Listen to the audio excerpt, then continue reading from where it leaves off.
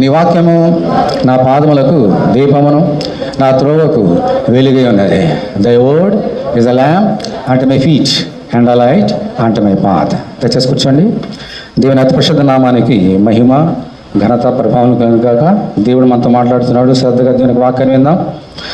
ఆది కాండము 28వ అధ్యాయము 20-21 చదువుకుందాం. 20-21. అప్పుడు యాకోబు, నేను తిరిగి నా తండ్రి ఇంటికి క్షేమంగా వచ్చినట్లు దేవుడు నాకు తోడి ఉండి నేను వెళ్ళుచున్న ఈ మార్గములను కాపాడి తినుటకు ఆహారమును, ధరించుకున్నటకు వస్త్రములను నాకు దయచేసినలా యెహోవా నాకు దేవుడే ఉండును అని చెబుతూ, అలా చేస్తే తనేం చేస్తాడో చెప్తున్నాడు 22వ వచనంలో. మరియు స్తంభంగా నేను నిలిపిన ఈ రాయి దేవుని మందిరమగును, మరియు నీవు నాకు ఇచ్చు యావత్తులో 10వ వంతు నిశ్చయంగా నీకు చెల్లించదనని మొక్కుకొనెను. దేవుని స్తోత్రం, హల్లెలూయా. దేవుడు ఈ వాక్యం తను మనతో మాట్లాడుతున్నారు. శ్రద్ధగా విందాం. మరి యాకోబు అంటే అర్థం ఏంటమ్మా? యాకోబు అంటే ఏంటి? మోసగాడు. తండ్రిని మోసగించాడు, అన్నను మోసగించాడు. అక్కడ నుండి వివాహం చేసుకోవడానికి తల్లి మాట చొప్పున మేనమామ ఇంటికి వెళ్తున్నాడు. లాబాను అనే మేనమామ ఇంటికి వెళ్తున్నాడు. రెబెకా మాట, తల్లి మాట విని వెళ్తున్నాడు. ప్రాణభయంతో వెళ్తున్నాడు. చాలా దూరం వెళ్ళాలి. ఎలా వెళ్ళాలో తెలియదు, ఎక్కడికి వెళ్ళాలో తెలియదు. అన్నీ కూడా దేవుని యొక్క ఆత్మచేత నడిపించబడుతూ వెళ్తున్నాడు. వెళ్తున్నాడు. మరి ఈలోగా ఇప్పుడు ప్రపంచంలో ఇప్పుడు ఉన్నట్టుగా ఈ మార్గాలు అలా ఉండేవి కాదు. అప్పుడు అరణ్య మార్గాలు అవన్నీ కూడా ఈ లైట్లు కానీ సదుపాయం కానీ ఉండేవి కావు. కాలినడకన వెళ్ళాలి. అందుకని ఒక చోటుకు వచ్చినప్పుడు కూర్చొని దేవుడికి ఏం చేస్తున్నాడమ్మా? ప్రార్థన చేస్తున్నాడు. ఈరోజు మనం ఈ ప్రార్థన చేయాలి. ఎప్పుడన్నా మనందరూ కూడా యాకోబు చేసిన ప్రార్థన ఈరోజు మనం చేయడానికి ప్రభు మనతో మాట్లాడుతున్నాడు. దేవుని స్తోత్రం, హల్లెలూయా. నిన్ను ప్రేమించి మాట్లాడుతున్నాడు. ఏం ప్రార్థన చేశాడు చూడండి ఒకసారి దేవునికి. అంటే ప్రార్థన చేస్తున్నాడంటే ఇప్పుడు యాకోబు ఎక్కడున్నాడమ్మా? కొన్ని క్లిష్ట సమయంలో ఉన్నాడు, కష్ట సమయంలో ఉన్నాడు. సంతోషం లేదు, ఆనందం లేదు. అటువంటి సమయంలో దేవుని పెట్టినటువంటి మోర.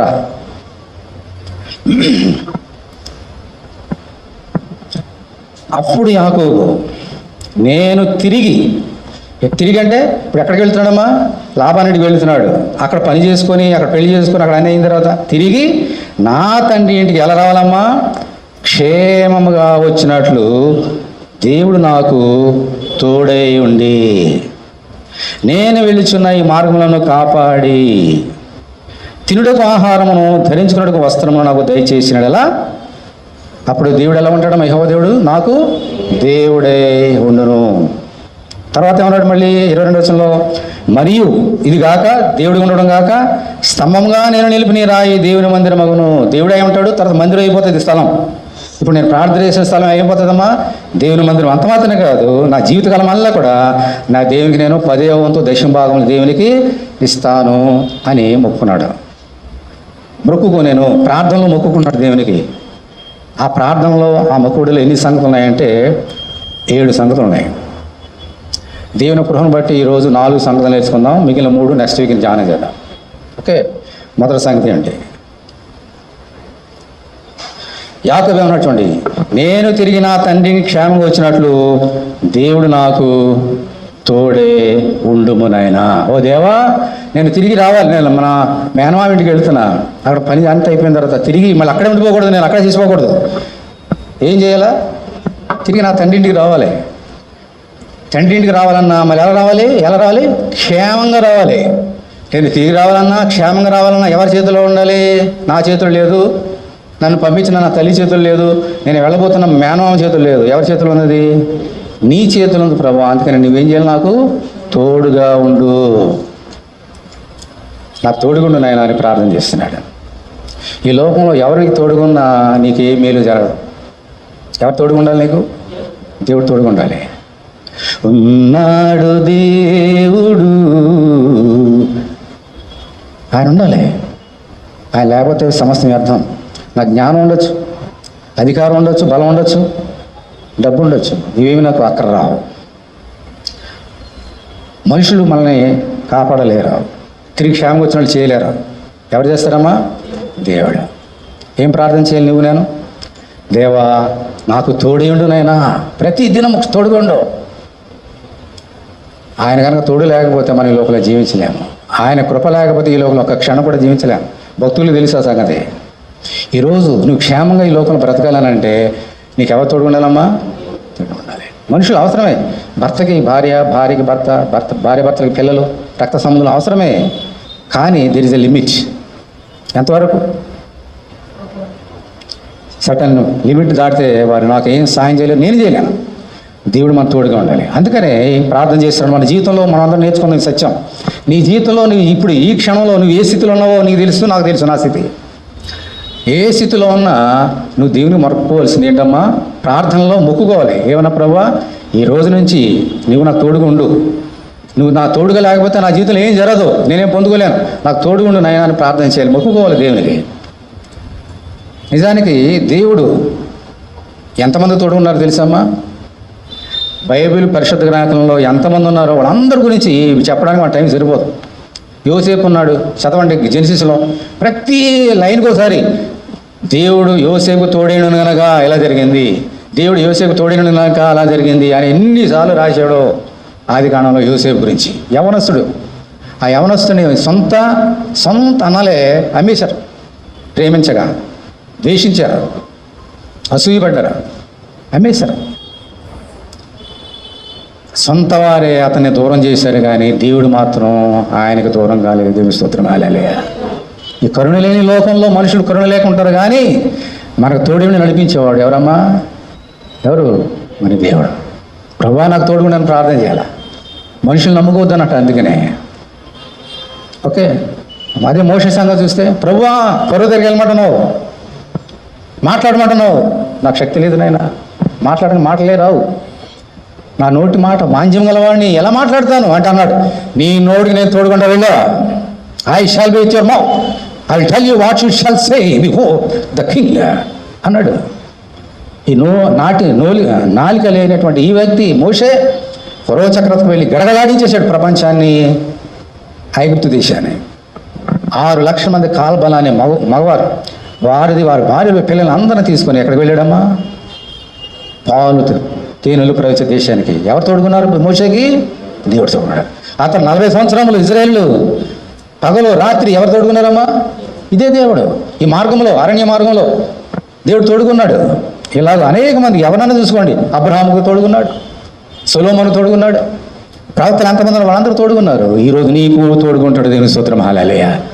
ఎప్పుడు నువ్వు అడగాలి, ప్రభువా నీ తోడు లేకపోతే నేను లోపల జీవించలేనని సత్యం గ్రహించినప్పుడు అడుగుతావు. నాకున్న అందరూ ఉన్నారు కదా, మనుషులు ఉన్నారు, ఇంట్లో వాళ్ళందరూ ఉన్నారు, బయట వాళ్ళు అందరూ ఉన్నారు, నాకేం అనుకుంటే ఆయన తోడుగా ఉండడు. వాళ్ళందరూ ఉన్నారు కదా, నేను ఎందుకు అంటాడు దేవుడు. వాళ్ళందరూ నీకు ఉన్నారు కదా, why should let there be అంటాడు, అంతే. కానీ మనుషులు సహాయము వ్యర్థం. ఎవరు కాలం మనకి? దేవుడు కావాలి. అయితే ప్రార్థన చేయాలి. ఎలాగో ప్రార్థన చేశాడు కాబట్టి. ఎవరమ్మా? యాకోబు. ఏం జరిగిందో తెలుసా? చూడండి, అక్కడ ఏముందో చూడండి. 31వ అధ్యాయం చూడండి, 31.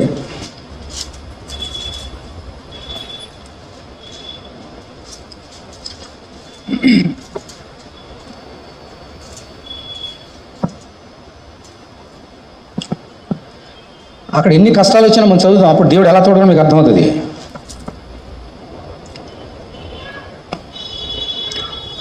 37వ వచనం ఎవరు చదువుతాడో చూడండి. యాకోబు లాభంతో అంటున్నాడు. ఇలా చూడండి, నేను చేసిన ద్రోహమేమి?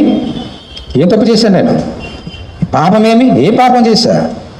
నువ్వు నా సమస్త సామాగ్రి తడివి చూసిన తర్వాత నీ ఇంటి వస్తువులు ఏ దొరకను వారి ఎదుట నీ వారి ఎదుట అది ఇట్లు తెచ్చిపెట్టము, వారు మన ఉభయుల మధ్య తీర్పు తీర్చుదురు. ఇప్పుడు చూడండి ఆయన కష్టాలు, ఈ కష్టాలు దేవుడు ఎలా తోడుకున్నాడో మనకు అర్థం కావాలి. 38వ వచనం.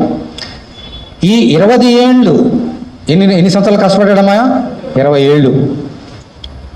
ఈ 20 ఏళ్ళు నేను నీ యొద్దనుంటిని, నీ గొర్రెలను మేకలైనను ఈచుకొని పోలేదు, నీ మంద పొట్టేళ్లను నేను తినలేదు, దుష్టమృగముల చేత చేర్చబడిందని నీ యొద్దకు తేక ఆ నష్టము నేనే పెట్టుకున్నాను. పగటి యందు దొంగిపోబడిన దానినేమి, రాత్రి యందు దొంగిపోబడిన దానినేమి నా యొద్ద పూచుకుంటేవి. నేను ఎలా ఉంటిని?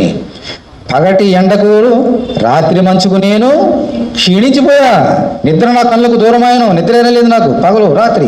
ఎక్కడ వచ్చి దొంగలు ఎత్తుకుపోతారో, పశువుల్ని ఆ సింహాలు క్రూరమరాజు ఎత్తుకుపోతాయో, నిద్ర లేదు నాకు, నా కంటికి. నిద్ర నా కళ్ళకు దూరమైన. ఇదివరకు నీ ఇంట్లో 20 ఏండ్లు ఉంటేని, నీ 2 కుమార్తె నిమిత్తము 14 ఏండ్లను, నీ మంద నిమిత్తము 6 ఏండ్లు నీ కొలువు చేసి తిని, అయినా నీవు నా జీతము 10 మార్లు మార్చితివి. 10 times you have changed my salary. ఇస్తానన్న జీతం ఇవ్వలేదు నువ్వు నాకు, 10 సార్లు మార్చేసావు. 1000 రూపాయలు ఇస్తాను, 500 ఇచ్చేవాడి, మళ్ళీ తర్వాత ఇస్తానన్నావు. ఇలా 10 సార్లు మోసం చేసేవన్నాను. నా తండ్రి దేవుడు అబ్రహాం దేవుడు, ఇస్సాకు భయపడిన దేవుడు. తర్వాత ఏముందమ్మా? తర్వాత ఏముంది?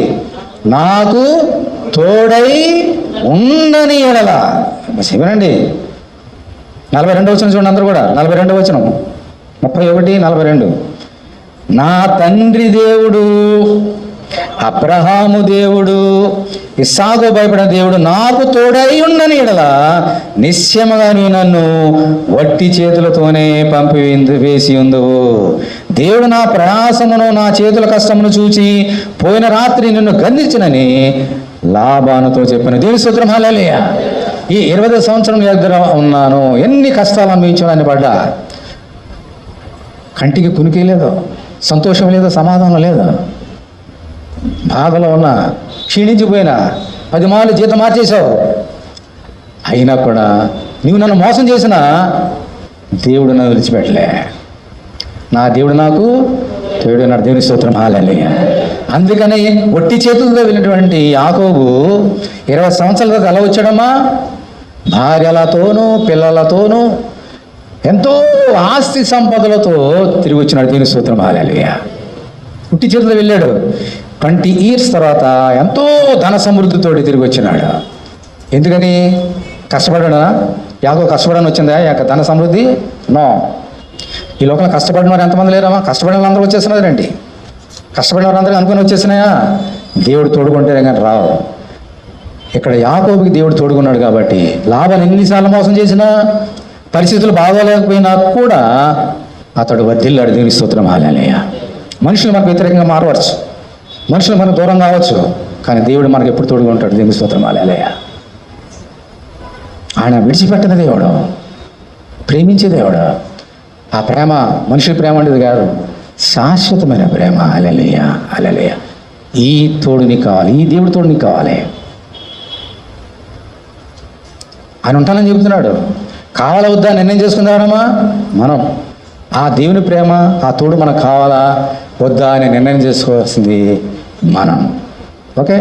తర్వాత ఆ మృక్కుబడులు ఏమన్నాడమ్మా? దేవుడు నాకు తోడి ఉండాలని చెప్ప ముందుకు ఏమన్నాడు? తిరిగి క్షేమముగా నేను వచ్చిన ఎడలా. ఎలా వెళ్ళాడు? ధన సమృద్ధితోటి దేవుడు తోడుగుండి మళ్ళీ ఎలా తీసుకొచ్చాడమ్మా? క్షేమంగా తీసుకొచ్చాడా? ఆయన కష్టాలు వచ్చినాయా? ఇంకా చెప్పాను కదా, ఆ మార్గం మామూలు మార్గం కాదు, ఎంతో కష్టమైన మార్గం. అయినప్పటికీ అరణ్యంలో ఎన్నో క్రూర మృగాలు వస్తాయి, దొంగలు వస్తారు. అయినా కూడా దేవుడు అతను తోడుకున్నాడు కాబట్టి క్షేమంగా వెళ్ళాడు. 20 సంవత్సరాలు అక్కడ క్షేమంగా ఉన్నాడు. తిరిగి ఇంటికి కూడా, మరి ఇంటికి కూడా ఎలా వస్తాడు తెలుసా? వెళ్ళినప్పుడేమో భయంతో వెళ్ళాడు, అమ్మ ఏం జరుగుతుందని. 20 సంవత్సరాలు అయిపోయింది, తిరిగి వస్తున్నాడు. సంతోషంగా వస్తున్నాడా? భయంతో వస్తున్నాడు. ఎందుకని? అక్కడ ఏముంది? ప్రాణభయం ఉంది. అక్కడ ఎవరి మోసం చేసి వెళ్ళాడు? అన్నమో ఆయన ఊరుకుంటాడేంటి? ఇంకా పగ 20 సంవత్సరాలు ఉంది కదా, పగబడితే ఒకసారి ఎలా ఉంటుంది అంటే, చచ్చిపోయారు మనం చూస్తుంటాం కదా, 20 సంవత్సరాలు 30 సంవత్సరాలు పగ తీసుకున్న 3 మంది ఉంటారు.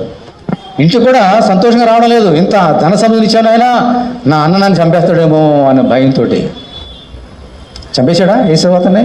ఎందుకు చంపలేదు? దేవుడు అతను తోడుకున్నాడు కాబట్టి. దీనికి స్తోత్రం. అలా దేవుడు నీకు నాకు తోడుగా ఉంటే మనుషులు మనల్ని ఏమి చేయలేరు. దేవుని స్తోత్రం, హల్లెలూయా. ఈరోజు నువ్వు నేర్చుకోవాల్సిన పాఠం, దేవా నాకు తోడుగా ఉండు అని గనక నువ్వు మొక్కుకొని ప్రార్థన చేస్తే దేవుడు నిన్ను వదిలిపెట్టాడు. దీనికి స్తోత్రం, హల్లెలూయా. అది నీ తోడుకుంటాడు. పగలు రాత్రి, పగలు మేఘస్తంభాలే, పగలు మేఘస్తంభాలే, రాత్రి అగ్నిస్తంభాలే నీకు తోడుకుంటాడు. ప్రార్థన చేద్దామా వద్దా? ప్రభువా ఏం చేద్దాం ప్రారంభం? ప్రభువా నా జీవితకాలం వెళ్ళా నీ తోడు కావాలి, నీ తోడు ఉండు, నాకు నా జీవితానికి క్షేమంగా వెలిపించడానికి సహాయం చేసి, కష్టం వచ్చినా నష్టం వచ్చినా ఈ లోపల ఎన్ని శోధనలు వచ్చినా ప్రభువా నాకు తోడుగా నేను మనం ప్రార్థన చేయాలి. తర్వాత చూడండి మళ్ళీ 28వ అధ్యాయం, మొదటి సంగతి అయిపోయింది, రెండో సంగతి. ఆదికాండం 28.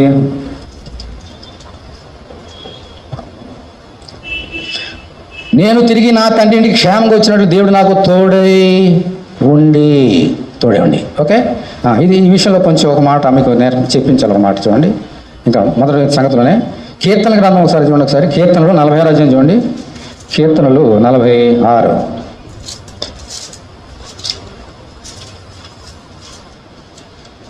కీర్తనలు 46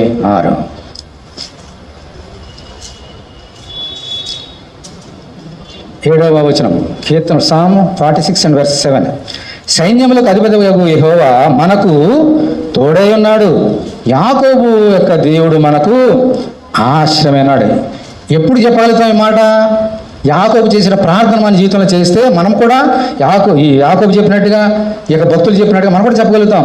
దేవుడు ఎన్ని శోధన వచ్చినా, కష్టం వచ్చినా దేవుడు నాకు తోడుగున్నాడు, ఆ యాకోబు దేవుడు నాకు ఆశ్రయమై ఉన్నాడని చెప్పగలుగుతావు. అంత మాత్రమే కాదు, దావీదు అంత చక్కని మాట చెప్పాడు చూడండి. చిన్నప్పటి నుంచి సండే స్కూల్ నుంచి ఉంటున్నాం కదా. 23 కీర్తనలు 23. యెహోవా నా కాపరి, నాకు లేమి కలగదు. పచ్చిగల చోట్ల నన్ను ప్రయాణం చేస్తున్నాడు, శాంతికరమైన జలముల యొద్ద నన్ను నడిపించున్నాడు. నా ప్రాణములకు ఆయన సేద తీర్చున్నాడు, తన నామను బట్టి నీతి మార్గములో నన్ను నడిపించుతున్నాడు. ఏ మార్గంలోమ్మా? నీతి మార్గంలో నడిపించు, నా మార్గంలో కాపాడని ప్రార్థన చేశాడు కదా. నీతి మార్గం నడిపించినాడు. తర్వాత ఏమన్నామా?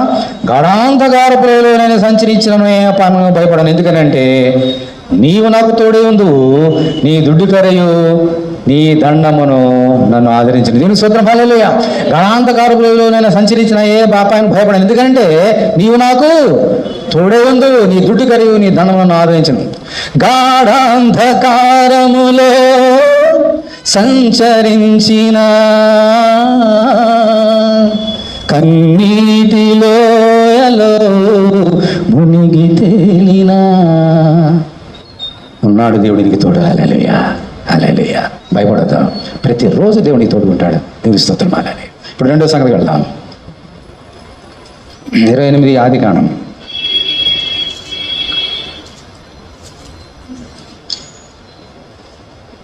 ఆదికాండం 28. ఏం ప్రార్థన చేస్తున్నాడు చూద్దాం మళ్ళీ. నా తండ్రి ఇంటికి క్షేమంగా వచ్చినట్లు దేవుడు నాకు తోడే ఉండి, ఒకటి అంటే తోడే ఉండి ప్రభా అని ప్రార్థన చేస్తున్నాడు, మొక్కుకుంటున్నాడు. రెండవది, నేను వెళ్ళుచున్న ఈ మార్గములో నన్ను కాపాడము. ప్రభా వెళ్ళి రావడమే కాదు, ఈ త్రోవలో నాకు నీవేం చేయాలా? కాపాడాలి. తోడుగా ఉండి కాపాడాలి. ఇప్పుడు దేవుడు ఒక చూద్దాం.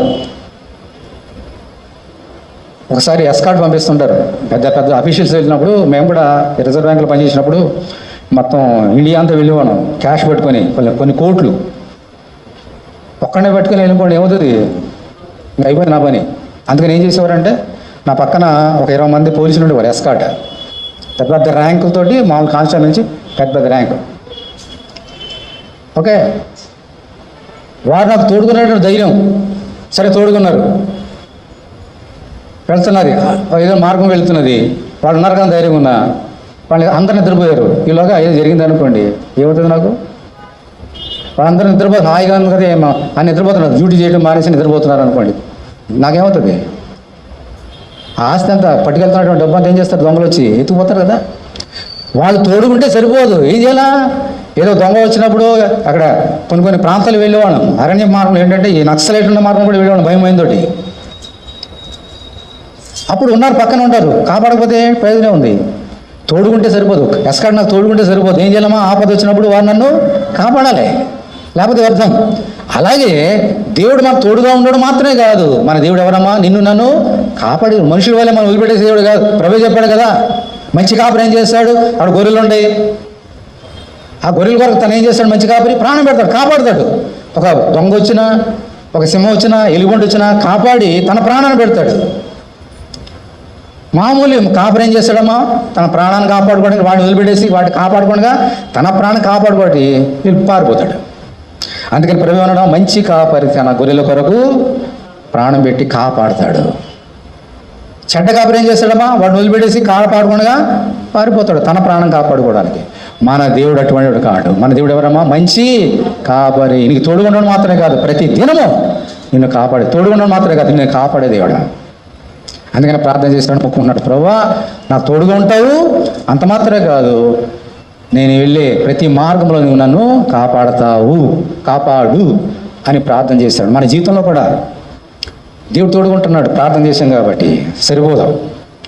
ఏం ప్రార్థన చేయాలమ్మా? దేవా నన్ను కాపాడు. దుష్టశక్తులు అనేకం ఉంటాయి ఈ లోకంలో, మన కంటికి కనబడిన శక్తులు ఉంటాయి. అందుకనే మరి భక్తుడు పౌలు గారు ఏమన్నారు? మనం పోరాడినది మనుషులది కాదు, వి లవ్ ఆల్ పీపుల్. కానీ ఎవరితో పోరాడుతున్నాం? మనందరం కూడా చీకటి సంబంధమైన, అంధకార సంబంధమైన శక్తులతో, దురాత్మల సమూహంతో పోరాడుతున్నాం, మనుషులతో కాదు. ఇటువంటి దురాత్మతో మనం పోరాడుతున్నాం కాబట్టి ఎవరు తోడు ఉండాలి మనకి? దురాత్మతో మనం పోరాడగలుగుతావా? దురాత్మను జయించగలుగుతావా? అంత శక్తి నీకుందా, నాకుందా? వాటిని జయించాలనంటే మనకు ఎవరు తోడు ఉండాలమ్మా? దేవుడు తోడు ఉండాలి. అప్పుడే మనల్ని కాపాడుతాడు. గొల్యాతు వస్తున్నాడు, దావీదు వెళ్తున్నాడు. గొల్యాతు ఎటువంటి మనం నేర్చుకున్నాం మొన్న, ఎంత గొప్ప సైనికుడు. ఈయన బాలుడు. అతని చేతిలో దావీదు ఓడిపోయాడా, గెలిచాడా? ఎందుకు గెలిచాడు? దావీదు కొన్ని బలం చేత. అతని బలం ఎంత, ఈయన బలం ఎంత? అతనికి తోడై ఉండి కాపాడింది ఎవరమ్మా? మన దేవుడు. ఇంతే గులకరాయి తీసుకున్నాడు, కొట్టేసాడు, చచ్చిపోయాడు. అందులో ఎంత శక్తి ఉన్నది. దేవుడికి తోడు నిన్ను కాపాడితే అంత ఆజానుభావుడైనటువంటి సైతాన్ని ఓడించడానికి ఎంత గులకరాయి చాలు.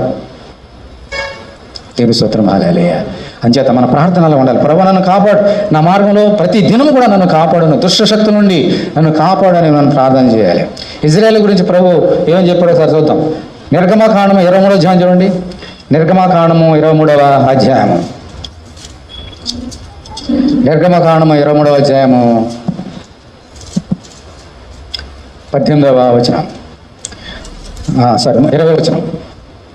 23:20. ఇదిగో త్రోవలో నిన్ను, ఏమన్నా చూసారా? బైబిల్ తీశారు అందరూ, ఏమన్నా చదవండి. నిర్గమకాండము 23:20 ఏముంది? ఇదిగో త్రోవలో నిన్ను కాపాడి నేను సిద్ధపరిచిన చోటుకు నిన్ను రప్పించుటకు ఒక దూతను నీకు ముందుగా పంపుచున్నాను. దేవుని స్తోత్రం, హల్లెలూయా. ఎవరి గురించి చెప్తున్నాడమ్మా? ఇశ్రాయేలు గురించి దేవుడు మోషేతో చెప్తున్నాడు, ప్రజలంతా చెప్తున్నాడు. మీకు ముందుగా ఈ మార్గమంతలో కాపాడడానికి మీకు ముందుగా నేను ఎవరిని పంపిస్తున్నాను? నా దూతను పంపిస్తున్నాను. ఎందుకంటే ఇది అరణ్య మార్గం, ఎలా వెళ్ళాలో మీకు తెలియదు. తేళ్ళు ఉంటాయి, పాములు ఉంటాయి, దుష్ట మృగాలు ఉంటాయి, మేము చీల్చేసే అనేకమైనటువంటి మృగాలు ఉంటాయి.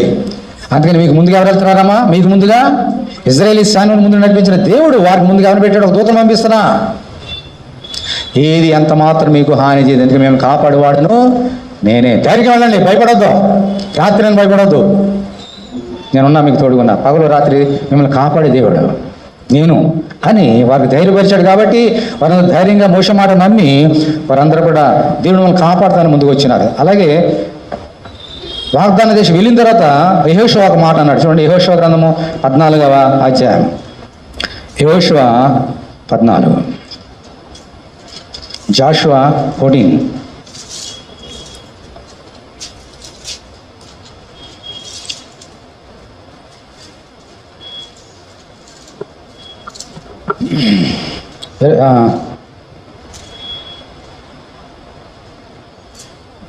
ఏమన్నాడు చూడండి.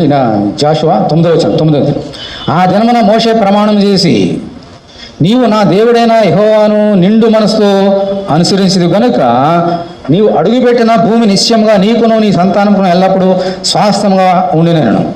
యెహోవా చెప్పినట్లు యెహోవా మోషేకు ఆ మాట సెలవిచ్చినప్పటి నుండి ఇజ్రాయేలు అరణ్యములో నడిచిన యాకోబుకి ఎన్ని సంవత్సరాలు?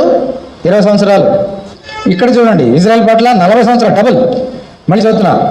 యెహోవా చెప్పినట్లు యెహోవా మోషేకు ఆ మాట సెలవిచ్చినప్పటి నుండి ఇజ్రాయేల్ అరణ్యములో నడిచిన ఈ 45 ఏండ్లు, అంటే 40 సంవత్సరాలు వెళ్ళిపోయినాడు. ఆ తర్వాత యెహోషువ కాలం వచ్చింది కదా, అది +5. ఆయన నన్ను సజీవునిగా ఏమన్నాడమ్మా? కాపాడి ఉన్నాడు. దేవుని స్తోత్రం, హల్లెలూయా. ఇదిగో నేను ఇప్పుడు 5 ఏండ్ల వాడను. మోషే నన్ను పంపినప్పుడు నాకు ఎంత బలమో నేటి వరకు నాకు అంత బలం. యుద్ధం చేయటకు కానీ వచ్చి చూపోడుచుండకు కానీ నాకు ఎప్పటికీ ఇట్లు బలము ఉన్నది. ఇది యెహోషువ ఇజ్రాయెల్కి చెప్పు. మోషే చనిపోయినాడు, 5 సంవత్సరాలు అయిపోయింది, ఇప్పుడు చెప్తున్నాడు. అప్పుడు చెప్పాడు నాకు, మోషేకు తోడి ఉన్నట్లుగా నేను కూడా నీకు తోడే ఉంటా, భయపడవద్దు. కాబట్టి నేను ఇప్పుడు నాకు వయసు ఎంత? 85. మోషే నన్ను యుద్ధానికి పోయినప్పుడు ఎంత బలం ఉందో ఇప్పుడు కూడా నాకు అంత బలం ఉంది. ఎందుకని? నన్ను కాపాడేవాడు ఎవరు? దేవుడు. దేవుని స్తోత్రం హల్లెలూయ. దేవుడు నిన్ను కాపాడితే వయసుతో నీకు సంబంధం లేదు. దేవుని స్తోత్రం హల్లెలూయ. నీకు 1 సంవత్సరం కావచ్చు, 25 కావచ్చు, 26 కావచ్చు, 30 కావచ్చు, 40, 50, ఎంతైనా నిన్ను కాపాడేవాడు నీ దేవుడు. హల్లెలూయ. ప్రభు నన్ను కాపాడు అని మనం ప్రతిదినం ప్రార్థన చేయాలా? మనం నిద్రపోతుంటే ఏం జరుగుతుందో నీకు తెలుసా? తర్వాత చెప్తా. నీకు తెలియని సంగతులు జరుగుతుంటాయి. అంధకార శక్తులు ఎన్నో చేస్తాయి మనం ఎంగేయాలని. అప్పుడు కాపాడుతున్నది ఎవరు? నీ దేవుడు. హల్లెలూయా. కీర్తన గ్రంథము 121. కీర్తనలు 121.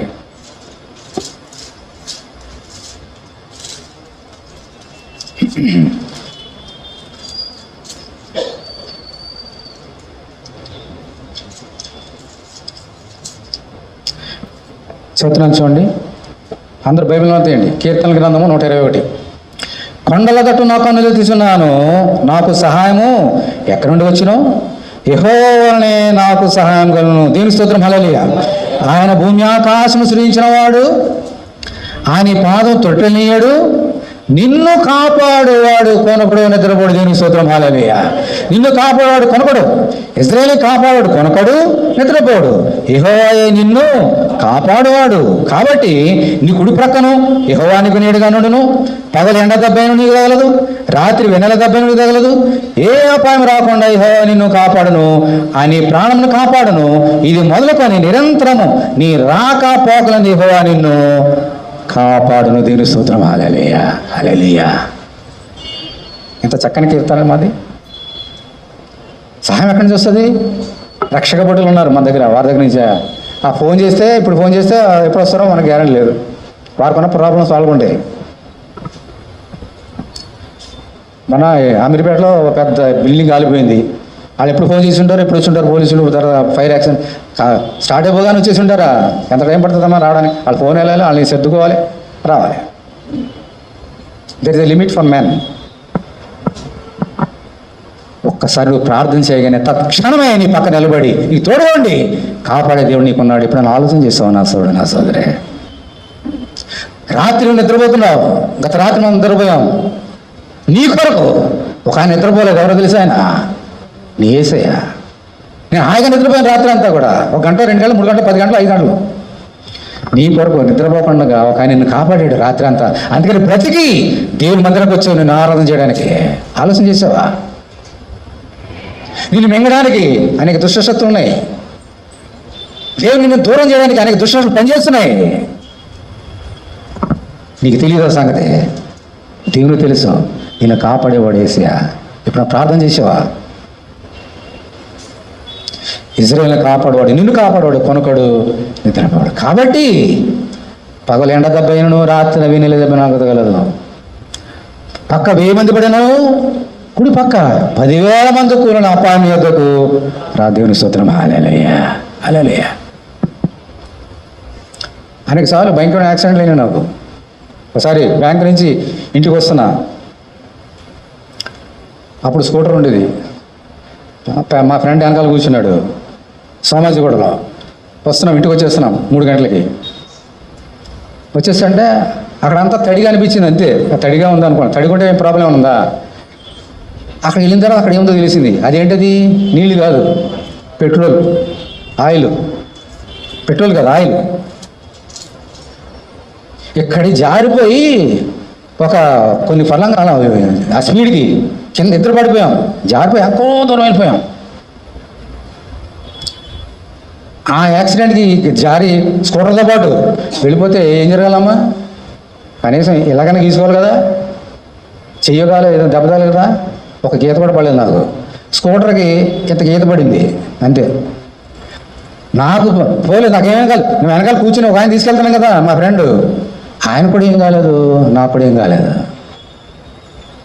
నిన్ను కాపాడేవాడు కొనుక్కుడు నిద్రపోడు. దీని స్తోత్రం హల్లెలూయా. నువ్వు నన్ను నమ్ముకున్నావు కనుక నేను వదిలిపెట్టానన్నాడు దేవుడు. దీని స్తోత్రం హల్లెలూయా. అలాగే తర్వాత కారు ఫస్ట్ 2000లో కారు కొన్నప్పుడు, అంటే 26 years బ్యాక్ ఫస్ట్ కారు కొన్నప్పుడు నేను ఆ పాస్టర్ అమ్మ అక్కడ ట్యాంక్ బండ్ దగ్గర బైబిల్ హౌస్ అని ఉంటుంది కదా, అక్కడ నుంచి వస్తున్నాం, ఇంటికి వస్తుంటే అక్కడ వెళ్తున్నాము. ఒక బస్సోడు యూటర్న్ అలా వెళ్ళిపోవాలి కదా, సడన్గా యూటర్న్ తీసుకున్నాడు. అక్కడ సడన్గా ఎవరైనా ఎక్స్పెక్ట్ చేయము అది. అటువంటి పరిస్థితులు ఏం జరగాలి? నేను వెళ్ళి దాన్ని బుద్ధి చేయాలా? ఇంకా ఆమె నేనే అయిపోవాలి అప్పుడే స్పాట్. స్టీరింగ్ నేను పట్టుకోలేదు. Even today I'm telling before the Lord, steering నేను పట్టుకోలేదు, నా దేవుడు పట్టుకున్నాడు. దేవుని స్తోత్రం హల్లెలూయా. నా పక్కన ఉన్నటువంటి ఆయన పంపించిన దేవదూతలు పట్టుకొని ఐ కుడ్ నాట్ కంట్రోల్. ఏమీ కాలే. ఆ క్షణంలో we should have died, but he is with us. దేవుడు మన తోడుగా ఉంటే అపాయం మనకు రాదు, వచ్చినా కూడా నేను లేవనెత్తిన వాడు యేసు. ఇటువంటి భయంకరమైన అక్కడ మనం కొండగూడ వెళ్ళాం. కొండగూడ వెళ్ళి పైగా చర్చికి పైకి ఎక్కి కిందకు వస్తున్నాం. ఇలా ఫోన్ వచ్చింది. ఫోన్తో మాట్లాడుతుంటే అక్కడ ఏదో ప్లాస్టిక్ ఏదో పెట్టారు. సర్రగా 4 మెట్ల నుంచి కింద పడిపోయినా. వీళ్ళందరూ సురేష్ అయితే బాబోయ్ అని అరిచేశాడు గట్టిగా. ఫాస్ట్గా పచ్చి కట్టుకుని వచ్చాను దగ్గరికి. నాకు ఏం కాలేదు బాబు, ఎవరు పాడేశారో నాకు తెలుసు అని చెప్పేసి నేను గవ్వాలేసి వచ్చేసా. ఏం కాలే, ఇంత కూడా కాలే. దేవుడు నీకు తోడుకుంటాడు ఎక్కడికి వెళ్ళినప్పటికీ. హల్లెలూయా హల్లెలూయా హల్లెలూయా. నువ్వు ప్రార్థన చేయాలి, ఆయన విశ్వాసం ఉంచాలి, ప్రార్థనలో మొక్కుకోవాలి. ప్రభు నన్ను కాపాడు, నాకు తోడుగుండు, నన్ను కాపాడు. దేవుని స్తోత్రం హల్లెలూయా. ప్రతిరోజు ప్రార్థన చేయాలి.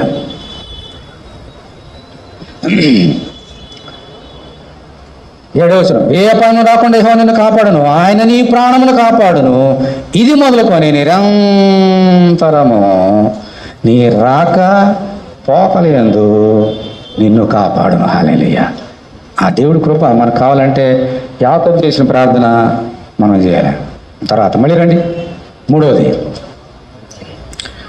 ఆదికాండము 28. ఆదికాండము 28.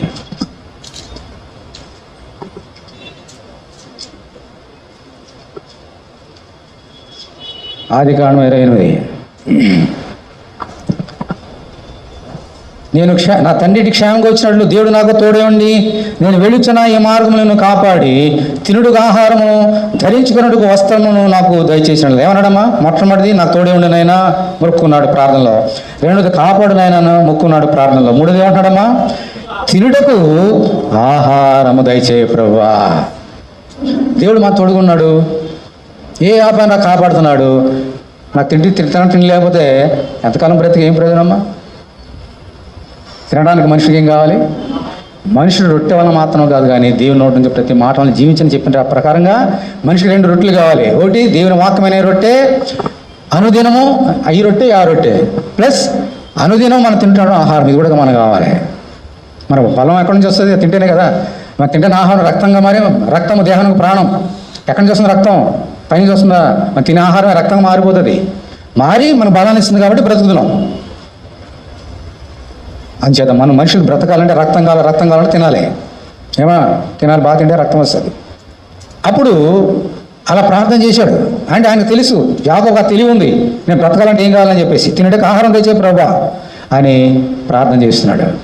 ఓకే, నీవు కనుక నేను కనుక అలా ప్రార్థన చేస్తే దేవుడు ఆహారం పెడతాడా పెట్టడా? మనం ప్రతిరోజు ఈరోజు ఏ స్థితిలో ఉన్నా ప్రతిరోజు మనం భోజనం చేస్తున్నాం, జీతాలు ఇచ్చినా, మనం పని చేస్తున్నాం, జీతాలు ఇచ్చినా రాకపోయినా, గవర్నమెంట్ వారు నీవు చేసిన ఉద్యోగంలో జీతాలు ఇచ్చినా లేకపోయినా 3 పూటలు మనం తింటున్నాం లేదా? నాకు పెన్షన్ వచ్చినా రాకపోయినా మనం తింటున్నాం లేదా? ఎవరు పెడుతున్నారమ్మా? తెలుసా నీకు? నీ దేవుడు పెడుతున్నాడు. ఇప్పుడు ఆలోచన చేసావా? నేను పనిచేసే చోట నాకు జీతాలు ఇవ్వచ్చు, పెన్షన్ రావచ్చు, తినడానికి శక్తినిచ్చేది ఎవరమ్మా? నా పెన్షన్ కాదు, నీ జీతం కాదు, దేవుడు. నాకు అన్నీ ఉన్నాయి, ఆరోగ్యం బాగలేదు, ఏం తింటావు? ఇప్పటికే నిరీక్షణ ఒక షుగర్ వచ్చిందని కూడా తెలుస్తుంది ఆహారం సంగతి. అది తినవద్దు, ఇది తినవద్దు, అది తినవద్దు, ఇది తినవద్దు, బీపీ అంటే అది తినవద్దు, తినవద్దు, అటు కారం తినవద్దు, ఉప్పు తినవద్దు, ఇటు స్వీట్ తినవద్దు, ఇంకేం తింటాం? అలా అయిపోయింది ఈ రోజులు. అయితే నువ్వు శుభ్రంగా తింటున్నావు కదా, ఎవరు పెడుతున్నారు నీకు? నీ దేవుడా. హల్లెలూయా, హల్లెలూయా.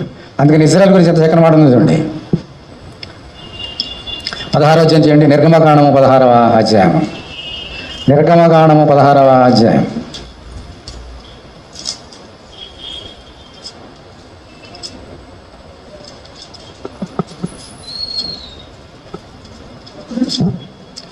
నిర్గమకాండము 16వ అధ్యాయము 12 వచనం చూడండి. 12. సరే, ఒక్క నిమిషం చూడండి. అక్కడ ప్రజలందరూ ఎంత చెప్పిన రీతిగా మార్గంలో తోడుకుంటానని చెప్పిన దేవుడు, కాపాడుతున్న దేవుడు ఉన్నాడు. అమ్మా, ఇజ్రాయేల్ని మోషేతో చెప్పినట్టుగా తోడుగున్నాడు. తర్వాత ఏం చేశారమ్మా? కాపాడాడు. ఊరుకోలేదు. మాకు ఆహారం కావాలని అడిగారు. ప్రభా, తినడానికి మాకు ఏం పెడతావు? తోడుకున్నావు, థ్యాంక్ యూ జీసస్. కాపాడుతున్నావు, థ్యాంక్ యూ జీసస్. మరి ఆహారం ఎవరు పెడతారు అని వెళ్ళి మోషే మీద పడ్డారు. వెళ్ళి అందరూ కూడా అక్కడ మోషే ప్రార్థన చేసే దేవుడు అన్నాడు చూడండి. ఇప్పుడు 12వ వచనం. నీవు సాయంకాలం మీరు మాంసం తిందురు, ఉదయమున ఆహారం చేత తృప్తి పొందుదురు. అప్పుడు మీ దేవుడైన యెహోవాను నేనే అని మీరు తెలుసుకుందరని వారితో చెప్పమన్నాను. కాగా సాయంకాలం పూరేడులు వచ్చి వారి పాళమును కప్పాను. ఉదయమున మంచు వరే వారి పాళం చుట్టూ పడి ఉండెను. పడిన ఆ మంచు ఎగిరిపోయిన తరువాత నూగు మంచు వలె సన్నని కణములు అరణ్యపు భూమి మీద కనబడెను. ఇజ్రాయేలు దాన్ని చూసినప్పుడు అది ఏమైనది తెలియక, ఇదేమి అంటే ఏంటమ్మా, ఇదేమంటే ఏంటి? మన్నా అని ఒకరితో ఒకరు చెప్పుకున్నారు. మోషే, ఇది తినుటకు యెహోవా మీకు ఇచ్చిన ఆహారము. ఏంటమ్మా, ఎవరిచ్చారంట? మోషే ఇచ్చాడా? మోషే చెప్తున్నాడు. ఇక మోషే ఇస్తాడు? మోషేనే చెబుతున్నాడు. ఇది తినుటకు యెహోవా మీకు ఇచ్చిన ఆహారం. అదే చెప్తున్నాడు అక్కడ. ప్రభువా, ఇజ్రాయేలుకి నువ్వు ఎలా తోడుకొని ఆహారాన్ని ఇచ్చావో నాకు తోడుకున్నావు, కాపాడుతున్నావు, ఆహారం కూడా ఈ ప్రభువా అని ప్రార్థన చేస్తున్నాడు. మళ్ళీ చదువుతున్నా చూడండి. తినుటకు యెహోవా మీకు ఇచ్చిన ఆహారం. యెహోవా ఆజ్ఞాపించినది ఏమనగా, ప్రతివాడును తన వారి భోజనకు ప్రతివాడు తన కుటుంబంలోని తలకు ఒక్కొక్క ఓమేరు చొప్పున దాన్ని కూర్చుకొనవలెను. ఒక్కొక్కడు తన గుడారంలో ఉన్న వారి కొరకు కూర్చుకొనవలెను. ఆహారం కావాలని చెప్పినప్పుడు దేవుడు ఏం చేశాడమ్మా? ఎక్కడి నుంచి పంపించాడు ఆహారాన్ని? ఇప్పుడు జొమాటో కంటే, స్విగ్గీ కంటే బలమైనటువంటి నెట్వర్క్ ఉంది. అప్పుడు ఈరోజు ఉంది, మన చచ్చిపోయే వరకు ఉంటుంది. ఈ నెట్వర్క్ నడిపిస్తున్నారమ్మా నీ దేవుడు. ఇప్పుడు జొమాటోకి మీ చేతుల ఫోన్లే కదా, జొమాటో కానీ స్విగ్గీని ఫోన్ చేయండి, నేను నాకు కూడా ఒక రొట్టె కావాలి. ఎప్పుడో ఎంతసేపు పడుతుందమ్మా? కనీసం 5 నిమిషాలు పడుతుంది పక్కన ఉన్న తీసుకురావాలన్నా. నీ దేవునికి ప్రార్థన చేస్తే ఒక క్షణం కూడా పడుతుంది. దేవుని స్తోత్రం, హల్లెలూయా. ఈ నెట్వర్క్ అంత బలమైంది. ప్రభు, నాకు ఆహారం కావాలి, కాకులకు ఆహారం సిద్ధపరిచే దేవుడు. నాకు ఆకలిస్తుంది ప్రభు, నాకు ఆహారం కావాలంటే నీకు పంపించే దేవుడు నీ దేవుడు. అదే ప్రార్థన చేస్తున్నాడు యాకోబు. ప్రభు, తినడానికి ఆహారం తెచ్చి. ఇజ్రాయేల్కి ఆహారం ఎంతమంది ఉన్నారమ్మా అక్కడ? మగవారే 6 లక్షల మంది. తర్వాత ఇంకా పెరిగిపోయారు. బయలుదేరినప్పుడు 6 లక్షల మంది. అలా ఉంటారండి, పెరుగుతారు కదా. ఒక్క మాట ప్రభావం ఆహారం కాదు పడిగినప్పుడు దేవుడు ఎంతమంది పెట్టాడమ్మా? 6 లక్షలు అంటే భార్యలు పిల్లలు అని కలిపితే 12 లక్షలు, 15 లక్షలు, 20 లక్షలు అంతమందికి ఒక స్పాట్లో భోజనాలు పెట్టాడు దేవుడు. ఆలోచన చేశారా ఎంత శక్తిమంతుడో? ఒక క్షణంలో అంతమందికి ఆహారం పెట్టే దేవుడు నీ యేసయ్య. ఇప్పుడు మనకి ఎంతమందికి, 50 మందికి భోజనం పెట్టడానికి తలప్రాణం తోక వస్తుంది మనకి. 20 లక్షల మందికి ఇంచుమించుకున్న వారికి భోజనం పెట్టాలంటే ఎక్కడ తీసుకొస్తారు? అరణ్యం పై కాదు, సిటీ కాదు, హైదరాబాద్ వలే అరణ్యం. దేవునికి అసాధ్యమైన ఉందా? దేవునికి స్తోత్రం, హల్లెలూయా. Everything is possible with the Lord. He opened the gates of heaven, he sent the manna, the food which was eaten by the angels. దేవదూతలు తినే ఆహారం పెట్టాడు పైగా. ఇప్పుడు జొమాటోలో చూడండి, కొన్ని సార్లు పంపిస్తుంటారు, మనకి తినేస్తాం మనం. తర్వాత మనకి టీవీలోనో ఫోన్లో తర్వాత న్యూస్లో వస్తుంటాయి, అందులో ఏమేమి పడ్డాయో మనం చూస్తామేంటి. వండినప్పుడు పైకి తీసుకొచ్చిన ఏమవుతుందో మనకు తెలుసు కదా, అది తినేస్తాం. దేవుడి దగ్గర వచ్చిన ఆహారం కల్తీ లేని ఆహారం నా చూడ. ఈ రోజుల్లో కల్తీ లేని ఆహారం ఉందా? ఈ రోజుల్లో కల్తీ లేని పాలు దొరకలేదు, అన్నీ కల్తీ కల్తీ కల్తీ. నిష్కలంకమైన నిర్దోషమైనటువంటి యేసయ్య నీకు ఏ కల్తీ లేని ఆహారం పెట్టే దేవుడి దేవుని స్తోత్రం. హల్లెలూయా. ఈరోజు నువ్వు భోజనం చేసి ధైర్యం ఎంతో కొంత ఆరోగ్యం కలిగి వస్తున్నావంటే నీకు ఆహారం పెట్టిన వాడు నీ తల్లి కాదు, నీ తండ్రి కాదు, నీ జీతం కాదు, నీ ఉద్యోగం కాదు, నీ పని కాదు, దేవుడు. ప్రార్థన చేయి. నీకు ప్రతిదినం భోజనం చేస్తున్నావంటే నీకు దేవుడు పెడుతున్నాడు. అందుకనే ప్రభు మాట అన్నాడు, మానుదిన ఆహారం నేడు మాకు దయచేయం. దేవుని స్తోత్రం. హల్లెలూయా. ప్రభు ప్రార్థన చేయడం రాదు, నేను ఆ ప్రార్థన మాకు నేర్పించంటే ఆయన చెప్పడానికి బోళ్ళు ఉంటాయి. ఆయన ఏమన్నాడమ్మా, ఇది చేయండి, మా అనుదిన ఆహారం నేడు మాకు దయచేయం. మా అనుదిన ఆహారము ఎప్పుడు? రేపు కాదు, నేడు. దాని ఎంత మర్మం ఉందో తెలుసా మీకు? ఇంతే వయసు ఆ ప్రభు ప్రార్థనలో ఇంతే ఉంటుంది. అది మా అనుదిన ఆహారం నేడు మాకు దయచేయం. అందులో ఎంత శక్తి ఉందో తెలుసా మీకు? ఇప్పుడు ఆలోచన చేశారా? ఇప్పుడు ఆలోచన చేయండి.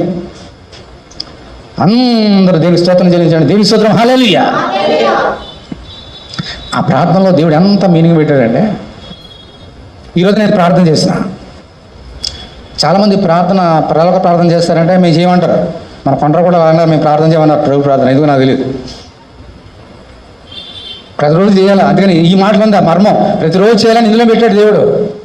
కొంతమంది చేయరు. పాస్టర్ గారు ఏం చేయలేదు. ఇప్పుడు నేను ఉన్నా, మా అనుదిన ఆహారము నేడు మాకు దయచేయం ప్రార్థన చేశా. ఏ ఆహారం కొరకు? నేడు మా అనుదానం నేడు మాకు దేశమని నేర్పించాడు. నేడు మాకు దేశం ఈరోజు తినేసారు, దేవుడు ఇచ్చేసాడు. రేపు వస్తుందా రాదా? మరి రేపు నేను ప్రార్థన చేయాలి వద్దా? మరి ఇది ఈరోజు తిన్నాను కదా, రేపు ఎందుకు మళ్ళీ? మరి అందరూ తినొచ్చాం కదా, మరి మధ్యాహ్నం భోజనం ఎందుకు? మధ్యాహ్నం పెడుతున్నాడు దేవుడు, మళ్ళీ సాయంకాలం భోజనం ఎందుకు? తినకపోతే సత్తం. అందుకనే నేడు మాకు దేశమని నేను రేపేం చేస్తా? మరి రేపు ప్రార్థన చేస్తా. రేపు పెడతాడు, మరి ఎల్లుండి వద్దా? మరి ఎప్పుడు చేయలేం ప్రభు ప్రార్థన? చేయలే వద్దా? అసలు రోజు చేయలేద్దా? మరి ఎందుకు వద్దంటున్నారు? మాకు తెలియదు కాబట్టి. నువ్వు తెలుసుకో, ప్రార్థన చేయి డైలీ. నేడు మా దయచేయమండి అంత అర్థం ఉంది. రోజు చేయండి ప్రార్థన. మన దేవుడు ఒక రోజు పెట్టి మానేసే దేవుడా మన దేవుడు? Everyday he will bless us. We need his help everyday. ప్రతిరోజు మన భోజనం కావాలి. అందుకని ఎవ్రీడే వీ నీడ్ ప్రేయర్. అందుకని ప్రార్థన చేయి, ప్రార్థన చేయి, ప్రార్థన. ఎందుకని చెప్తున్నాడు దేవుడు? నా మధ్యన ప్రార్థనా బదులు ఎందుకన్నాడు? అందుకనే మనం ఆహారం కొరకు ఏ రోజు చేయాలమ్మా? వారం ఒకసారి చేద్దామా? అదైతే వారం కొరకు భోజనం పెడుతూ ఉండవా? ఈ లోకంలో రోజు పెడుతున్నాడమ్మా. పెట్టే దేవుడు పెడుతున్నాడని గ్రహించి ముందు ప్రార్థన చేయి, దేవుని స్తోత్రం చెల్లించారు. కీర్తన గ్రంథము 78వ అధ్యాయం. కీర్తనలు 78. కీర్తన 78.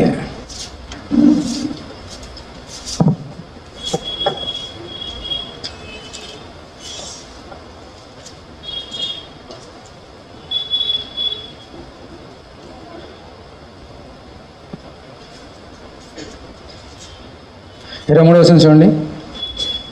బైబిల్ అందరూ తీయండి. కీర్తన 78:23. అయినను ఆయన పైన ఆకాశంలోకి ఏం చేశాడమ్మా? ఆజ్ఞాపించను అంతరిక్ష ద్వారములను. ఏ ద్వారాలమ్మా? అంతరిక్ష. అక్కడ ద్వారాలు ఉంటాయంట, మనకు తెలియదు. దేవుడు ఆ ద్వారాలు తెరిచాడు. దేనికి కోసం? ఆహారం పంపించడానికి. చూడండి. అయినను ఆయన పైన ఆకాశం ఆజ్ఞాపించను అంతరిక్ష ద్వారం తెరిచాను, ఆహారమునకే ఆయన వారి మీద మన్నాను కురిపించను, ఆకాశ ధాన్యము వారికి అనుగ్రహించిన దేవుని స్తోత్రం. హల్లెలూయా. తర్వాత ఉందమ్మా, దేవదూతల ఆహారము నరులు ముగించి భోజన పదార్థమును ఆయన వారికి సమృద్ధిగా పంపినాం. హల్లెలూయా. ఆకాశ ధాన్యం. మన పొలాలే చూస్తాం ధాన్యం. ఆకాశంలో దేవుడు ధాన్యం పెట్టిన సంగతి మనకు తెలియదు. అసలు ఈ ధాన్యమే దేవుడు ఇస్తున్నాడు. ఆ భూమి ఇస్తున్నాడు. ఆ భూమి ఎవరిదమ్మా? ఆయనదే కదా. ఆకాశంలో అంతరిక్షాలకి ద్వారాలు ఉన్నాయి. ఆకాశంలో అంతరిక్షంలో ధాన్యంతో పాటు మన్నా ఉంది. వారి కొరకు అంతరిక్ష ద్వారాలు తెరిచి వారికి ఏం పంపించాడమ్మా? మన్నా. సరే, ఎన్ని రోజులు తిన్నారు వాళ్ళు? ఎన్ని రోజులు తిన్నారు ఇజ్రాయేలు? ఎన్ని రోజులు? ఇదేంటిది ఇది కూడా చెప్పకపోతే మీ ఇంకా వేస్ట్. ఎంతకాలం తిన్నారు సేపు? ఎంతకాలం? 40 సంవత్సరాలు తిన్నారు. ఒకరోజా? 40 × 365 ఏంటి? 360. ఆ చంద్రమాన ప్రకారం 360 రోజులు. 40 × 360 అన్ని రోజులు తిన్నారు. దేవుడికి ఏమైనా కొద్దువా? మనకేం తక్కువ? మనకే తక్కువ అడగం, మనకే తక్కువ ప్రార్థన చేయం. అందుకని ఒకసారి ఇవ్వడానికి మనకి ఈరోజు నేర్చుకుందాం. మనం ఏం చేయాలమ్మా? ప్రార్థించాలి. ప్రార్థించిన పాటు ఈరోజు నేను భోజనం చేస్తున్నాను, ఎప్పుడైతే నీ నోట్లకు ముద్ద వెళ్తుందో, ప్రభువా నువ్వు నాకు పెట్టినటువంటి ముద్దది, థ్యాంక్ యూ జీసస్ అని చెప్పుకుని తిను, నిన్ను కాపాడుతాడు. హల్లెలూయా, హల్లెలూయా. 2 కొరింథీ 9వ అధ్యాయం, 2 కొరింథీ 9. మన దేవుడు ఎటువంటి వాడు నేర్చుకుందాం ఈరోజు. 2 కొరింథీ 9, 2 కొరింథీ 9వ అధ్యాయం 10వ వచనం. మన దేవుడు ఎటువంటి నేర్చుకోండి, అప్పుడు మీకు అర్థమవుతుంది యాకోబు ఎందుకు ప్రార్థన చేశాడు. ఆ ప్రార్థన 2 కొరింథీ 9 and 10. విత్తువానికి విత్తనమును, తర్వాత ఉందమ్మా, తినుటకు ఆహారము దయచేయ దేవుడు మీకు విత్తనము దయచేసి విస్తరింపజేసి మీరు ప్రతి విషయంలో పూర్ణౌదార్య భాగ్యము గలవారన్నట్లు మీ నీతి ఫలమును వృద్ధి పొందించిన దేవుని స్తోత్రం. హల్లెలూయా. నీ దేవుడు విత్తనాడికి విత్తనము, అలాగే ప్రతిదినం ఆహారం ఇచ్చి నిన్ను పోషించేవాడు. పూర్ణ ఔదార్య భాగ్యం, ఔదార్యం మామూలు కాదు, పూర్ణ ఔదార్యంతో దేవుడు మనల్ని దీవిస్తున్నాడు. కాబట్టి మనము దేవునికి వందనాలు చెల్లించాలి. ప్రతిదినము యాకోబు చేసిన ప్రార్థన మనం కూడా చేయాలి. మొదటి ప్రార్థన ఏం చేద్దాం చెప్పండి? ఫస్ట్ ప్రేయర్ ఏంటి? మొట్టమొదటి ప్రార్థన ఏంటి? నాకు తోడుగుండు నాయనా ప్రార్థన చేయాలి. రెండవది ప్రతిదినం మనం కాపాడని ప్రార్థన చేయాలి, మొక్కుకోవాలి. మూడవది తినడానికి ఆహారం తెచ్చే ప్రభువా ఇస్తున్నది మీకు వందనాలని థ్యాంక్స్ గివింగ్తో ప్రార్థన చేయాలి. మూడవది. ఆఖరిది 4, మిగిలిన 3 నెక్స్ట్ వీక్. 4వది వస్త్రంతో పాటు ఏం కావాలమ్మా? ఆహారంతో పాటు ఏం కావాలి? వస్త్రాలు. అందుకని ఏం ప్రార్థన చేసుకోండి? ఆదికాండం 28.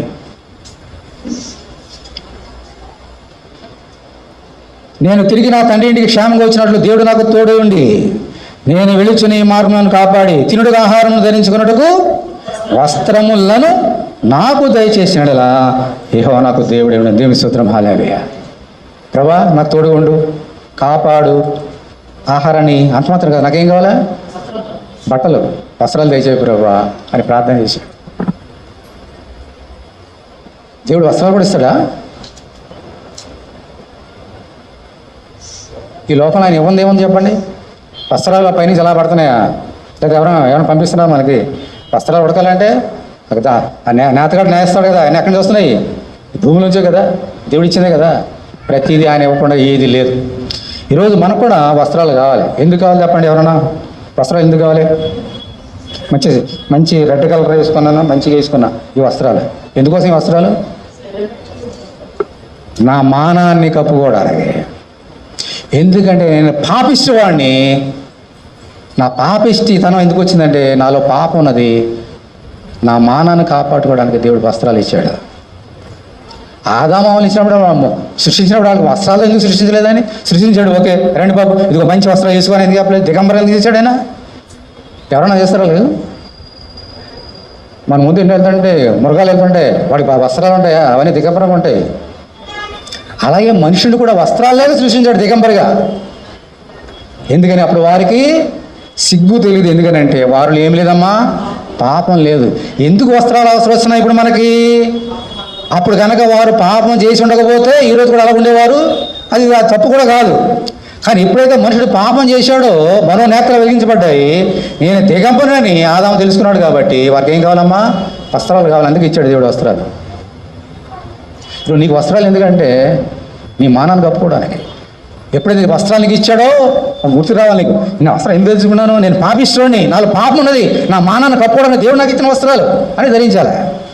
అందుకని అన్నాడు యాకోబు, ప్రభువా నేను పాపిస్తూవాడిని, నా తండ్రిని నా అన్నని మోసం చేసి వచ్చిన కరుణించావు, నాకు తోడుకుంటూ కాపాడు, ఆహారం తెచ్చి దాంతోపాటు నా పాపాన్ని కప్పుగు చేయనా వస్త్రాలు. ఈ వస్త్రాలే కాదు, ఇంకో రక్షణ వస్త్రాలు కూడా ఉన్నాయి కదా నా దగ్గర. ఈ పాప నుంచి మానాన్ని కాపాడుకునే రక్షణ వస్త్రాలు ఇవన్నీ ఇచ్చేది ఎవరమ్మా? ఈ దేవుడు. అయితే ఏం జరిగింది చూద్దాం. ఇచ్చాడు ముగించాం తర్వాత బళ్ళకి వెళ్దాం. 3వ అధ్యాయం చూడండి. ఆదికాండం 3వ అధ్యాయం చూడండి. ఆదికాండము 3వ అధ్యాయం. ఆదికాండము 3వ అధ్యాయం.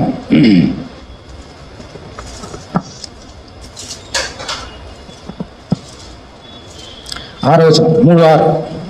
స్త్రీ ఆ వృక్షము ఆహారములకు మంచిది, కన్నులకు అందమైనది, వివేకమిచ్చు రమ్యమైనది ఉంటా చూచినప్పుడు ఆమె దాని ఫలములో కొన్ని తీసుకొని తిని తనతో పాటు తన భర్తకును ఇచ్చాను, అతడు కూడా తినెను. అప్పుడు వారిద్దరి కన్నులు అంటే ఆయనతో అప్పటి వరకు వారి కన్నులు ఎలా ఉన్నాయి? ఈ మామూలుగా లోన ఉన్న మనోనేత్రలను మూయబడి ఉన్నాయి. ఎప్పుడైతే దేవుని మాట వారు వినలేదో ఆ కన్నులు ఆ ఫలం తినగానే తెలిసిపోయి. తర్వాత చూడండి. స్త్రీ ఆ వృక్షము ఆహారకు మంచిది, కన్నులకు అందమైనది, వివేకమించడమైనది చూసినప్పుడు ఆమె దాని ఫలంలో కొన్ని తీసుకొని తిని తనతో పాటు తన భర్తకుని ఇచ్చాను, అతడు కూడా తినను. అప్పుడు వారిద్దరి కన్నులు తెరవబడిన. వారు తాము దిగంబరములని తెలుసుకున్నప్పుడు. అంతకుముందు తెలిసిందా? తెలియలేదు. ఎప్పుడు తెలిసింది? పాపం చేసినప్పుడు. పండు తినలే. పండు తినడం ఏంటి? పాపం కదా. దేవుడు చేయవద్దని చేశారు, ఆజ్ఞాతకర పాపం. ఎప్పుడైతే మనుషుడు పాపం చేస్తున్నాడో అప్పుడు మనుషుడు ఏమైపోతాడమ్మా? దేవుని దృష్టికి దిగంబరుడు అని తెలుసుకొని ఏం చేశారు వాళ్ళు? చూసి చెప్పండి. అంజూరు ఆకులు కుట్టి తమ కచ్చడం చేసుకొని అప్పుడు తినగానే ఎవరు మనోనేత్రం నిలబడి అయ్యో మన దిగంబరులు ఉన్నామే అని గవ్వ వాళ్ళకి అంజూరు చెట్టు ఉంటే ఆకులు పెద్దగా ఉండే గవ్వ తీసుకుని కచ్చడాలు అంటే బాగా కప్పుకోవడానికి కట్టుకున్నారంట కుట్టి. అంటే ఏం కట్టుకున్నారు వాళ్ళు? వస్త్రాలు. ఆకులతో వస్త్రాలు కట్టుకున్నారు. ఆకు వస్త్రము నీ మానాన్ని ఎంతసేపు కాపాడుతుంది చెప్పండి?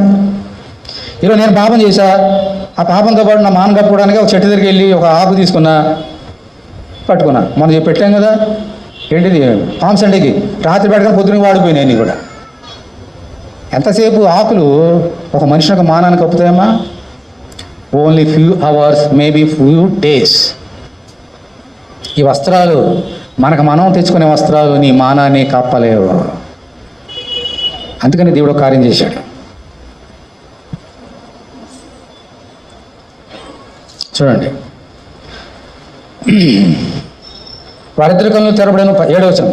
వారు తాము దిగంబరులను తెలుసుకుని అంజూరు ఆకులు కుట్టి తాము కచ్చడం చేసుకుని చల్లడపూట ఆదాము అతని భార్య తోటలో సంచరించున్న దేవుడైన యెహోవా స్వరం విని దేవుడైన యెహోవా ఎదురికి రాకుండా తోట చెట్ల మధ్య దాక్కునగా దేవుడైన యెహోవా ఆదామును పిలిచి నీవు ఎక్కడ ఉన్నావు అని అన్నాను. అందుకు అతడు నేను తోటలో నీ స్వరం విన్నప్పుడు దిగంబరుగా ఉండిన కనుక భయపడి దాగుకుంటున్నాను. అందుకు ఆయన నీవు దిగంబరుగా నీకు తెలిపిన వాడేవాడు, నేను తినకూడదని నేను నీకు ఆధ్యాత్మిక వృక్షం తింటివా అని అడిగాను. అందుకు సరే వాళ్ళందరూ ఏం చేశారో మనకు తెలుసు.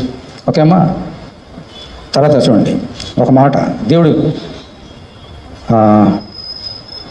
17వ వచనం. ఆదాముతో నీవు నీ భార్య మాట విని తినవద్దని నేను ఆజ్ఞాపించిన వృక్షఫలం తిండు కనుక నీ నిమిత్తం నేను అలా సమయపడినది ప్రయాసని బ్రతుకు దినంలో నీ పంట తిందు, అది ముండ్ల తుప్పలను గచ్చపొలను నీకు మొలిపించను, పొలంలో పంట తిందు అని వారిద్దరిని శపించిన తర్వాత 21వ వచనంలో దేవుడు ఏం చేశాడో చూడండి. దేవుడైన యెహోవా ఆదామునకును అతని భార్యకును ఆకుల చొక్కాలు అన్నాడా? ఏమన్నాడమ్మా? చర్మపు చొక్కాలను. చొక్కాలు అంటే ఏంటి? వస్త్రాలు చేయించి వారికి తొడిగించెను. దేవుని స్తోత్రం. హల్లెలూయా. దేవుడే తొడిగించాడంట. వారు ఆకులతో వస్త్రాలు చేసుకుంటే దేవుడు చర్మంతో వస్త్రాలు చేశాడు. ఆకులు 1 రోజు 2 రోజులు, మరి చర్మం ఎన్ని సంవత్సరాలు ఉంటుంది? నువ్వు చక్కగా పెట్టుకుంటే 100 సంవత్సరాలు ఉంటుంది చర్మం. దేవుడిచ్చే వస్త్రాలు అటువంటివి. మనుషులు మనం పెట్టుకున్న వస్త్రాలు, వస్త్రం ఉంది ఎలా ఉంటుందా? చిన్న మేఘ వెళ్తే పర్రమని తిరుగుతుంది. వాషింగ్ మిషన్ వేసి ఒకసారి పట్టుకుని అది తిరుగుతుంది. పసెక్కినప్పుడు ఏం పట్టుకుని అది తిరుగుతుంది. దేవుడిచ్చే వస్త్రాలు అలా ఉండవు నాయన. దేవుని స్తోత్రం. హల్లెలూయా. అందుకని మీ సంగతి ఎలా ఉందని చెప్పేసి వాటి తీయించేసి ఏం చేసాడమా? చర్మ చొక్కాయలు చేయించి వారికి తొడిగించాను. దేవుని స్తోత్రం. హల్లెలూయా. అంత గొప్ప దేవుడు నీ దేవుడు. జూటరానమే ద్వితీయోపదేశకాండం 10వ అధ్యాయం చేయండి గబగబా. ద్వితీయోపదేశకాండము 10వ అధ్యాయము 17వ వచనం. ఏలనగా నీ దేవుడని యెహోవా పరమదేవుడును పరమ ప్రభునే ఉన్నాడు. ఆయనే మహాదేవుడు, పరాక్రమవంతుడు, భయంకరుడైన దేవుడు. ఆయన నరుల ముఖము లక్ష్య పెట్టని వాడు, లంచము పుచ్చుకొనని వాడు. ఓకే, తర్వాత చూడండి.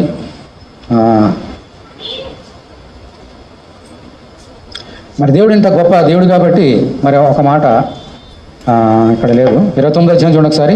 ఆయన దేవుడు ఎట్లా మనం నేర్చుకున్నాం. 29వ అధ్యాయము 5వ వచనం. 29:5.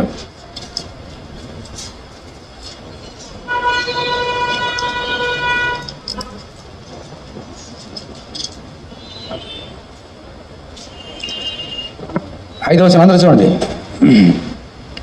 మీ దేవుడైన యెహోవానని మీరు తెలుసుకున్నట్లు 40 సంవత్సరములు నేను మిమ్మల్ని అరణ్యములో నడిపించిందని. మీ బట్టలు మీ ఒంటి మీద పాతగిలిపోలేదు, మీ చెప్పులు మీ కాళ్ళను పాతగిలిపోలేదు. నేను మీ దేవుడైన యెహోవాను మీరు తెలుసుకున్నట్లుగా ఈ 40 సంవత్సరాలు మేము నడిపించాను కదా. ఈ 40 సంవత్సరములు మీకు కట్టించినటువంటి ఆ వస్త్రములు పాత అయిపోలేదు, చిరిగిపోలేదు. మన బట్టలు ఎలా ఉంటాయి? ఎంతకాలం ఉంటుంది? జాగ్రత్త కాపాడుకుని ఉంటాయి అనుకోండి, కానీ దాని కూడా టెంపరీ. 40 years మార్చిపోలేదు. అదేంటి ఇప్పుడు కొట్టనోడు ఉంటే 40 సంవత్సరాలు ఉంటే మనం కొనుక్కుంటే మంచిగా కొనుక్కుంటే పాత అయిపోతే కొన్నప్పుడు అలాగుంటే అలాగుంటాయి 10 సంవత్సరాల తర్వాత. కానీ దేవుడిచ్చిన వస్త్రాలు ఎప్పుడు పాతగిలిపోవు. అనుదినము ఆయనకి నూతనమైన వాత్సల్యత ఉన్నది కాబట్టి ఆయన ప్రేమ ఎప్పుడు వాడవాడనిది, క్షీణించిపోయినది. ఆయన ప్రేమ శాశ్వతమైన. ఆయన ప్రేమ ఇప్పుడు ఇలాగే ఉంటుంది. మన ప్రేమ ఎలా పడిపోతే అలా వెళ్ళిపోతే ఇలా పడిపోతాయి. మన ప్రేమ ఎలా ఉంటే ఆయన ప్రేమ శాశ్వతమైనది. హల్లెలూయా. ఇది మనుషులు మనకి ఇవ్వలేరు. మనుషుల దగ్గర ప్రేమ దొరకదు, మనకి దేవుని దగ్గరే దొరుకుతుంది. కాబట్టి ఈరోజు మనందరూ కూడా ఇటువంటి వస్త్రాలు ధరింపజేయమని మనము దేవుని అడగాలి. ఇలా అడిగితే దేవుడు మనకు దయచేసే దేవుడు. వీటితో పాటు మన టైం లేదు, చెప్పట్లేదు, బల్ల వెళ్తున్నాం కాబట్టి ఆలోచన చేద్దాం. అందులో లేచినామండి. ఇలాగూ యాకోబు చేసిన ప్రార్థన మనం చేస్తే ప్రతి దినం మాకు తోడే ఉండే దేవుడు మన దేవుడు. ప్రతిదినము కాపాడే దేవుడు మన దేవుడు. ప్రతిదినము ఆహారం ఇచ్చే దేవుడు మన దేవుడు. మనకి వస్త్రాలను ఇచ్చే దేవుడు, కాపాడేవాడు. చలి నుండి, ఎండ నుండి, వర్షం నుండి కాపాడే దేవుడు మన దేవుడు. వీటితో పాటుగా ఒక మానాన్ని కాపాడడానికి ఈ వస్త్రాలు, పాపం అనే మానాన్ని కాపాడడానికి రక్షణ వస్త్రములు. ఆ రక్షణ వస్త్రాలు ఇవ్వడానికి యేసయ్య శిలువ మీదకి ఎక్కి రక్తాన్ని గార్చినాడు, నీ కొరకు చనిపోయినాడు. ప్రార్థన చేసుకుంటావా నా సోదరి? దేవా, యాకోబుకు తోడుగున్నావు, కాపాడావు, ఎంతో ఆశ్రయించావు, నాకు తోడుగుండు. దానికి వందనాలు తండ్రి. మా కన్నీరు తుడిచే దేవుడు నాయన, మాకు తోడుగుండే దేవుడు, కాపాడే దేవుడు, ఆహారాన్ని వస్త్రాన్ని ధరింపజేసే దేవుడు నాయన. ఇంతగా ప్రేమించిన వారు ఎవరు లేరు. నీ ప్రేమకి ఎన్ని పొందాలి? మా ఎదుట ఉంచబడిన ఈ రక్తం మనకి నీ ఆహారానికి దేవానికి ఉండాలి. ఈ ఆహారంలో చేయించుండగానైనా మా శరీరానికి, ఆత్మకి బలాన్నిచ్చి ఆ రక్తం చేత మా పాపం అనే మానాన్ని కడిగి, శరీర సన్మానాన్ని కడిగి నీ సాక్షులుగా చేసుకుని దీవించమని ఈ యొక్క వాక్యానికి అభిషేకం చేసి ముద్రించమని నిష్పరమైన దాసుని వారు వచ్చి మాట్లాడితే ఉన్నాం. అందులో చేసినాంలో మాట్లాడుతూ వచ్చే ఆధారం కూడా మాతో మాట్లాడి దీవించమని అతి పరిశుద్ధ నామములో ప్రార్థన చేస్తున్నాం తండ్రి. ఆమేన్.